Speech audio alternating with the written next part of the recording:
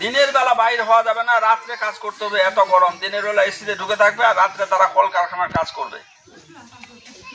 পৃথিবীর এমন দেশ আছে যেখানে দিনের বেলা বাহির হওয়া যাবে, রাত্রেবেলা বের হওয়া যাবে না, কারণ পাথর জমে যায় রাস্তায়। সকালে পাথরগুলো সরাইয়া তারপরে ফের কুয়াশা, মানে বরফ, এই বরফ সরাইয়া, তুষার সরাইয়া তারপর মানুষকে চলতে হয়।